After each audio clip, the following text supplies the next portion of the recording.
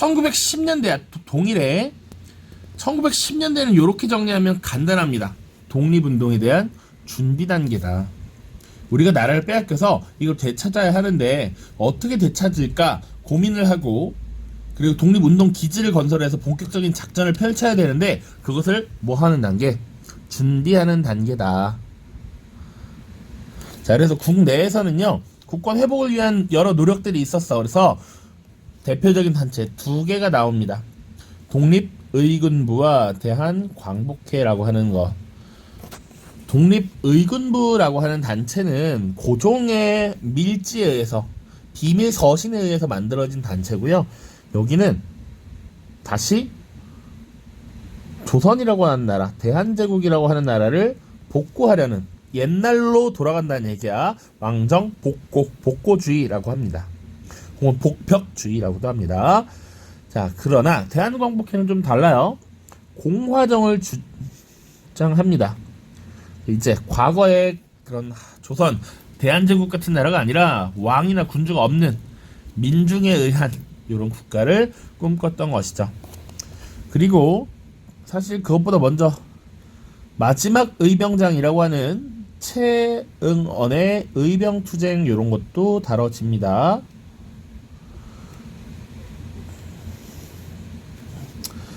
자, 그럼 국외는 어떠했는가? 일제에게 나라를 뺏기면서 국외로 넘어간 사람들이 정말 많았습니다. 그래서 이들에 의해서 국외 독립운동 기지가 건설됐다. 그래서 중국 지역에서도, 서간도 지역에서도, 북간도 지역에서도, 연해주, 미국, 멕시코에서도 이런 모습들이 나타납니다. 일일이 구체적인 건 다 살펴볼 수 없으니까 대략 그래도 위치는 알고 있어야겠지. 내가 이걸 반복하는 이유는 여러분들이 지도가 나왔을 때 잘 이해하지 못하는 경우도 있더라고. 위치를 모르는 경우. 여기서 말하는 중국은요, 중국 본토, 이 베이징과 그 아래 지역을 말합니다. 그리고 이 북쪽 지역이 만주였는데 여기가 보통 서간도, 여기가 보통 북간도 이렇게 표현하고요. 여기가 이제 러시아 영토인데 여기를 연해주라고 하지. 바다 건너 미국이 있겠고요. 물론 여기 일본도 있겠죠. 됐죠? 이렇게 보면 되겠습니다. 일본에서 독립운동 기지를 건설하는 경우는 드물어요. 일본에서 독립운동을 하긴 하지만 일본에서 어떤 단체를 만들고 조직을 만들어서 활동을 한다. 적어도 이 시기에는 어려웠다. 주로 일본에는 지식인들이 유학을 하러 많이 갔지만 독립운동 기지를 건설했다라고 하는 것은 조금 어려움이 있다. 자, 그 다음입니다. 독립운동도 1919년에 이 3.1운동을 계기로 변화하게 돼. 자, 국내에서도 국외에서도 다양하게 독립을 위해서 노력하고 다양한 단체들이 만들어져요. 그런데 이 3.1운동을 겪으면서 이런 독립운동도 통합된 지도부가 필요하구나라는 의미를 알게 된 거지. 이런 운동 좋은데 이것을 지휘할 만한 단일한 지도부가 있는 것이 훨씬 좋겠구나 라고 해서, 사실 이 3.1운동의 의 중에 하나가 대한민국 임시정부 수립이라고 하는 결과로 나타납니다. 또 3.1운동 이전에 사실은 러시아에서 혁명이 일어나죠. 소비에트 혁명이 일어나서 사회주의라고 하는 것이 유입된단 말이야. 그래서 민족 독립운동에 대해서도 조금 더 과격하고 화끈하게 나타나는 모습도 보여집니다. 그래서 이 1919년 3.1운동을 기점으로 해서 독립운동이 변화해요. 그래서 지금 여기도 선생님이 달아놨지만 본격적인 독립투쟁의 시작이다 라고 돼 있지. 그래서 어떻게 독립투쟁이 일어났는지 지금 국내와 국외로 먼저 나눠서 보겠습니다. 먼저 일단 국내부터 살펴볼게요. 국내. 자, 그래서 국내 민족운동 독립투쟁은 두 가지 양상으로 나눠서 살펴봅니다. 민족주의 계열의 독립운동이 있고요, 이 사회주의 계열의 독립운동도 있습니다. 그러니까 민족주의라고 하는 것은 우리 민족을 가장 중심에 둔다라고 하는 것이지만 기본적으로 과거 우리가 실력을 길러야 한다. 우리가 계몽해야 된다. 지식을 쌓아야 된다라는 것과 맞닿아 있습니다. 그래서 이 민족주의 세력들, 민족주의 독립운동가들은 보통 실력 양성 운동을 주장했습니다. 우리의 일제의 지배 하에서 우선 가장 먼저 뭘 해야 한다? 실력을 길러야 하고 그 이후에 국가를 되찾아야 한다라는 것이었어. 우리의 실력이 부족했기 때문이야. 그래서 어떤 걸 해야 되느냐? 우리의 물산을 장려해야 된다. 조선인의 자본을 늘려야 한다. 그리고 조선인들이 운영하는 산업을 육성해야 된다라는 내용들이었죠. 1920년 평양을 중심으로 물산 장려운동이라고 하는 것이 펼쳐지고요. 그리고 1922년에는 자, 우리 민족도 고등교육을 받아야 한다. 근데 식민지 조선에 왜 이런 대학을 만들어주지 않느냐? 대학을 만들자 라고 해서 밀립대학 설립운동이라고 하는 게 벌어집니다. 자세한 내용은 뒤에 살펴볼 거고요. 결과적으로는 우리 손으로 대학을 만들지 못하고요. 일본이 경성제대라고 하는 것을 만들죠. 실제로 조선인들은 뭐 친일파 귀족 세력들은 이제 이 대학에 입학하기도 하고요. 일본인들이 더 많이 입학을 합니다. 자, 그리고 이런 실력 양성 운동의 일환으로 뒤에 문맹퇴치 운동이 나타나요. 이 민중들이 글을 모르는 사람이 너무 많았고, 그리고 지식이 너무 부족한 사람들이 많더라 이거야. 그러니까 이전에 배웠던 애국계몽운동 시기에도 마찬가지였는데 우리가 너무 글을 모르고 우리가 너무 지식이 부족해. 그러다 보니까 우리의 실력을 기르려면 이런 하층민들도 실력을 길러야 돼라는 것이지. 그래서 신문사에서 주도했던 문자보급운동, 브나로드 운동 이런 것들도 뒤에서 다룰 예정입니다. 신문사에서 주로 다뤘습니다. 자, 그 다음 먼저 사회주의 운동부터 볼게요. 사회주의가 들어오게 되면서 이 민족운동의 양상이 바뀌어. 그러니까 기존의 이런 실력 양성 운동만으로는 우리가 일본의 지배에서 벗어날 수 없다. 기본적으로 이 사회주의는 항상 좀 더 파괴적이고 혁명적인 모습으로 나타나는 것이죠.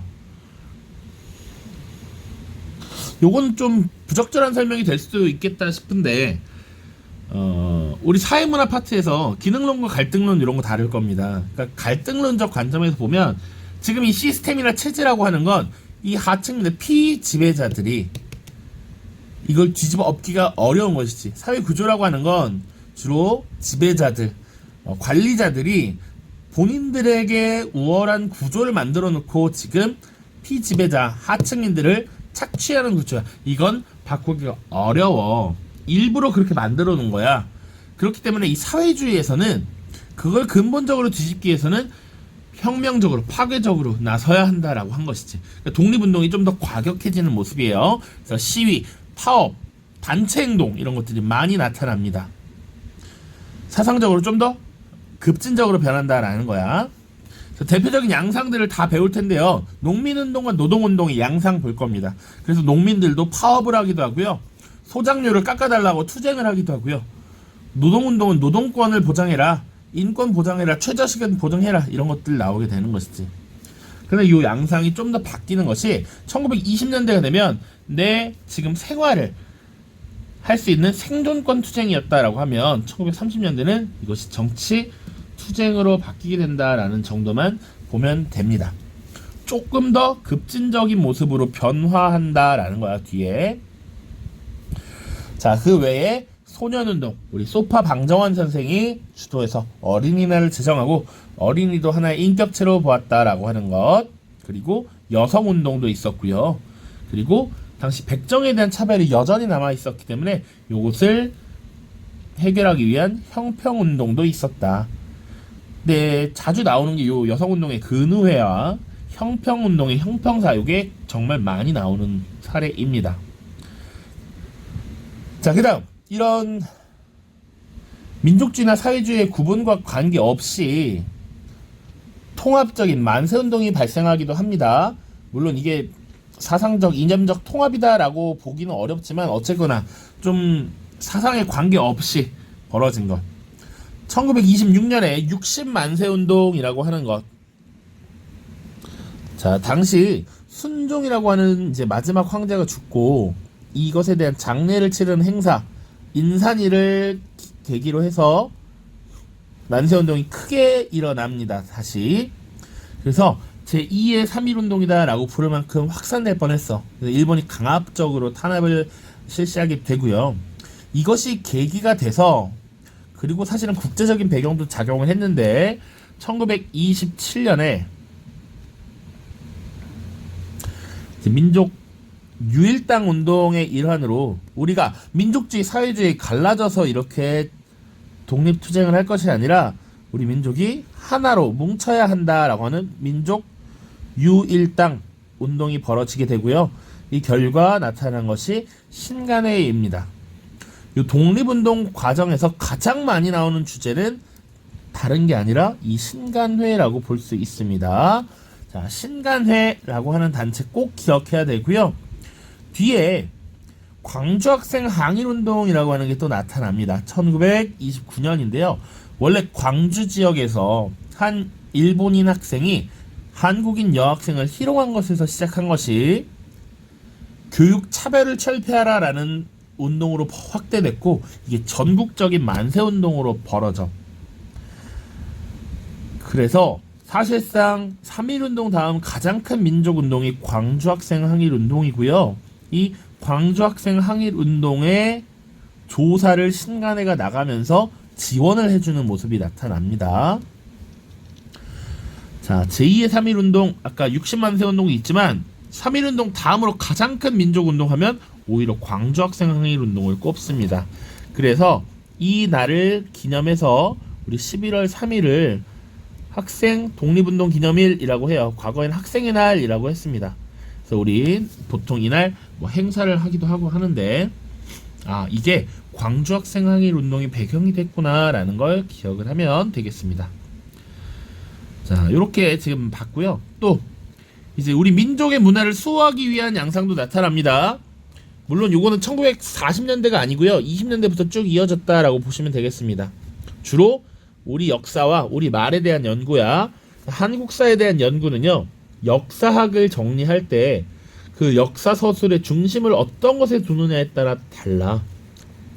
그러니까 이 당시 한국사는 일본인에 의해서 정리되기 시작했는데, 일본이 우리의 역사를 날조하고 왜곡하는 식민사학을 만들어내게 되고요. 이것에 대한 저항하는 의미로 우리 민족을 중심으로 한 역사학, 민족주의 역사학이 이때 나타나게 되고요. 발달하게 되고요.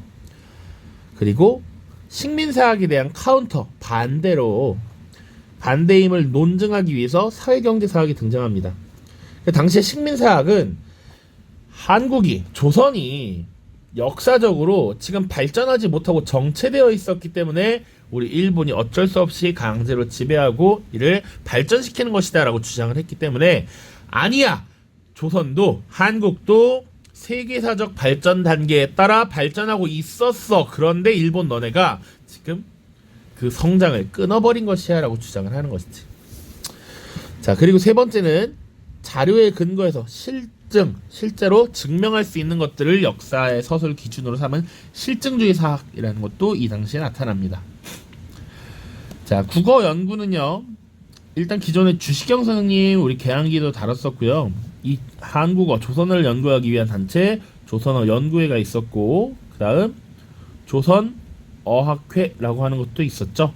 이 조선어학회가 우리말 큰사전을 만들려고 하다가 일제 감시에 쫓겨서 결국 흐지부지 정리되고 어학회가 해산됐던 사건, 그것이 영화 말모이로도 나타나잖아요. 그거 기억하면 되겠습니다. 자, 이제 얼마 안 남았어. 임시정부 보겠습니다. 임시정부.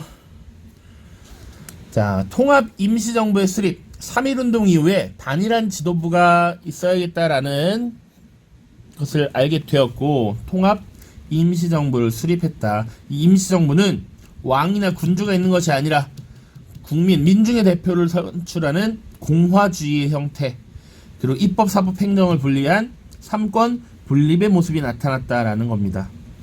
그래서 야심차게 통합 임시정부가 수립됐어. 물론 이 그냥 임시정부 아니고 이제 여기서 국가의 호칭이 대한민국이라는 게 나타났죠.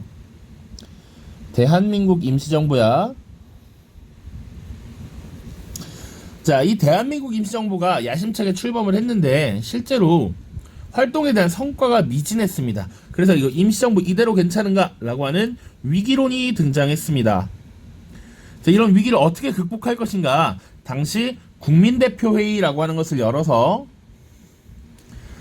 어떻게 임시정부를 운영하는 것이 올바른가 고민을 하게 되고요. 이때 새로운 단체를 만드는 것이 낫겠다. 임시정부는 의미가 없다. 아니야.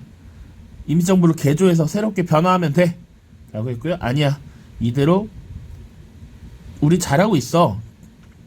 금방 성과가 나지 않는 것 뿐이야. 현상을 유지해야 돼. 라는 세 파로 나뉘었습니다. 결국 창조파, 개조파 나중에 떠나게 되고요. 현상 유지파로서 김구 선생, 그리고 이동영 선생이 남아서 임시정부를 지키게 되는 것입니다. 그런데 이 임시정부가 어쨌거나 성과를 내지 못하고 주요 독립운동 인사들이 자꾸 떠나는 모습이 나타났기 때문에 운영하기 어려워. 이 난관을 타개하기 위해서 김구 선생님이 조직한 단체가 한인애국단이라고 하는 단체가 있습니다. 그래서 이 한인애국단을 중심으로 활동을 벌이게 되죠. 그래서 우리가 잘 알고 있는 이봉창 의사, 윤봉길 의사가 이 한인애국단의 단원으로서 활동을 했던 것이고요. 특히 윤봉길 의사의 의거 이후에 우리 중국 국민당 정부의 지원을 받아서 임시정부의 운영이 조금 활개를 띠게 되었다라고 하는 것 같지만 기억을 해두시면 되겠습니다. 그리고 한인애국단을 봤으니까 잠깐 위로 올라가면 요 의열단이라고 하는 단체도 기억을 해놔야 됩니다. 사회주의적 영향을 좀 더 많이 받은 단체야. 그래서 조금 더 과격한 테러 활동, 암살 활동을 벌였던 단체이고요. 여기서 나오는 인물이 약산 김원봉 선생이 설립한 단체이고, 이 의열단의 단원들이 주요 기구, 주요 인물을 타겟으로 해서 여러 의거 활동을 벌이게 되죠.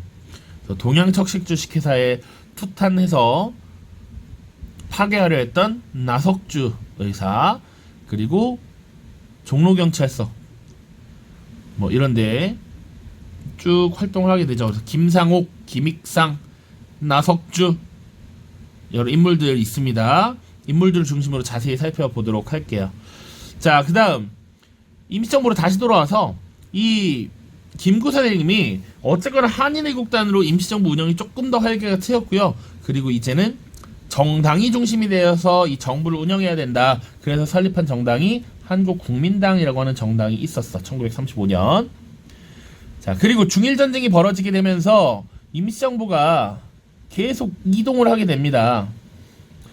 물론 윤봉길 의거 이후로 계속 이동하기 시작했어. 그리고 중일전쟁이 벌어지니까 더 빡세게 이동할 수밖에 없었다. 그러다가 충칭이라고 하는 곳에 1940년, 41년에 정착을 하게 되고요. 이 이후의 활동을 묻는 게 가끔씩 나옵니다.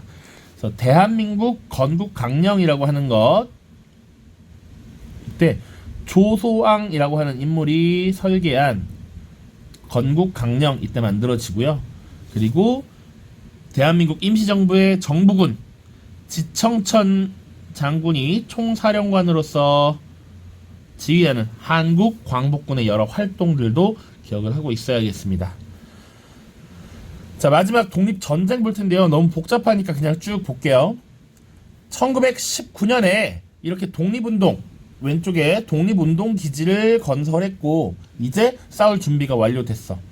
그래서 1920년부터 본격적인 전쟁이 시작되죠. 그래서 봉오동 전투, 청산리 전투에서 승리를 하게 됩니다. 이때 뭐 홍범도 장군, 김좌진 장군 나와요. 그리고 이 독립군의 승리 이후에 일본군의 엄청난 탄압작전이 벌어지게 되고요. 그 대표적인 사례가 간도 참변이 있어. 이건 일본이야, 일본. 자, 이런 일본의 탄압을 받고서 독립군들이 도망치게 됩니다. 그래서 이동을 하는데 러시아의 자유시라는 곳으로 가요. 근데 이 러시아는 당시 적군과 내군의 내전이 벌어지고 있었고, 이에 따라 러시아군의 경계태세가 강했던 상황이야. 이 시기에 조선인들이 간첩, 스파이의 역할을 할 수도 있기 때문에 무장 해제를 요구했고요. 이 조선 독립군 내부에서도 권력 투쟁이 일어나면서 갈등이 벌어집니다. 그래서 이후에 소련군에 의해서 결국 강제로 이 독립군이 무장 해제당하고 일부 희생이 되는 사건이 발생해요. 이것이 자유시참변이다. 이것은 러시아, 소련에 의해서다. 1920년, 21년입니다. 자, 그래서 이 독립군이 한 차례 시련을 겪고요. 이 지역 단위로 지역을 담당할 이 기구들이 만들어집니다. 3부 성립이라고 하는 부분은 지역을 통솔하는 일종의 기구를 만든 것이야. 그래서 참의부, 정의부, 신민부의 3개의 부서가 만들어집니다. 그래서 이 3개의 기구가 각각 그 지역에 우리 민족들을 통치하고 정부의 성격을 갖는 기구를 만든 것이다 라고 보시면 되겠고요. 신간회가 만들어지던 시기 1925년, 26년, 27년 이 시기가 전 세계적으로 힘을 합쳐야 돼. 좌우가 힘을 합쳐야 돼. 사회주의와 민족주의가 힘을 합쳐야 돼 라는 그런 분위기가 만들어졌던 시기였기 때문에 통합운동이 벌어졌습니다. 이왕이면 한 개로 통합이 되면 가장 좋았을 텐데 혁신의회와 국민부 2개로 통합이 되고요. 보통 이 국민부가 약간 더 사회주의 계열, 혁신의회가 민족주의 계열이 강했다라고 보시면 되고요. 이후에 혁신의회를 이끈 세력이 한국독립당이라고 하는 단체를 만들고 국민부는 조선혁명당이라고 하는 조직을 만듭니다. 너무 복잡하죠? 자, 그리고 각각 이끌었던 군 조직이 있었고 이 시기의 특징이 뭐냐? 1930년대거든? 이 시기 보통 한중 연합전선이 형성되던 시기입니다. 중국과 연합이 이루어지던 시기야. 그래서 한중 연합군이 형성돼서 일본과 전투를 벌여서 승리하던 시기. 그러다가 나중에 다시 한번 민족 통합이 이루어집니다. 그래서 통합 정당인 민족혁명당이 결성되고요. 근데 이때 한국국민당은 따로 있었던 거야. 김구는 여기 참여하지 않았던 겁니다. 이 김원봉이 이끄는 민족혁명당, 그리고 이것이 조선민족전선연맹이라는 것으로 변화하고요. 이 조선민족전선연맹에서 이끌었던 부대가 조선의용대다 이렇게 보시면 됩니다. 복잡하죠. 근데 핵심적인 거 정말 잘 기억해야 되는 것들은 요 조선의용대 부대, 요 한국광복군 요거 비교하는 거 비교해서 구분할 수 있으면 됩니다. 자, 그리고 이 조선의용대 중에 일부는요 나중에 조선독립동맹이라고 하는 단체를 만들어서 조선의용군으로 변화하고요. 김원봉과 일부는 한국광복군으로 합류하게 됩니다. 요게 지금 끝입니다. 밑에 독립운동은 정말 복잡할 수 있어서 나중에도 자세히 다룰 겁니다. 오늘 우리 46분 30초 동안 정말 많은 내용을 다뤘고요. 이 영상을 2개로 나눠서 올릴 거니까 첫 번째, 두 번째 각각 살펴보시면 되겠습니다. 자, 고생했고요. 여러분들의 앞날에 항상 밝은 일만 일어나기를 빌겠습니다. 안녕.